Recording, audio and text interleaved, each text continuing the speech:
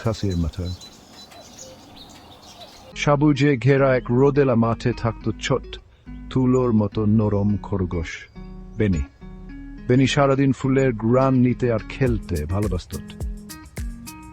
এক ডেইজি ফুল, আর এটা টিউলিপ, এটা কেমন গন্ধ দেয়। কিন্তু বেনির একটা ছোট সমস্যা ছিল, সে প্রায় সবকিছুকেই ভয় পেত। লিলুকটি হবে। এক বিকেলে বেনি দূর থেকে এক কণ্ঠস্বর শুনতে পেল। কেউ আছো, দয়া করে এসো করো।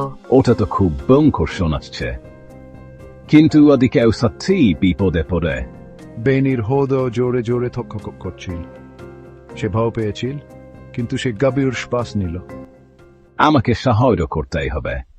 বেনি ছুটে গিয়ে দেখতে পেল একটি ছোট হেজক বা কাঁটাওয়ালা প্রাণী গাছের গুন্ডির ভিতরে আটকে গেছে। আমি প্রজাপতির পেছনে দাঁড়তে গিয়ে পড়ে গেলাম। আমি আর বের হতে পারছি না। চিন্তা করো না, আমি এখানে আছি। আমি তোমাকে সাহায্য করব। বেনি একটি শক্ত ডাল নিয়ে আসল এবং ধীরে ধীরে ছোট ছোট হেজহগটিকে বাইরে বের করতে সাহায্য করল। ধন্যবাদ, তুমি আমার বাচ্চা নও। সন্ধ্যাবেলায় মাঠে ফিরে সব প্রাণী বেনিকে ঘিরে আনন্দ করল। তুমি সবকিছুতে ভয় পাওয়া বেনি, এখন আর না। আমি এখনো একটু ভয় পেয়েছিলাম, কিন্তু সাহায্য তো করতেই হতো।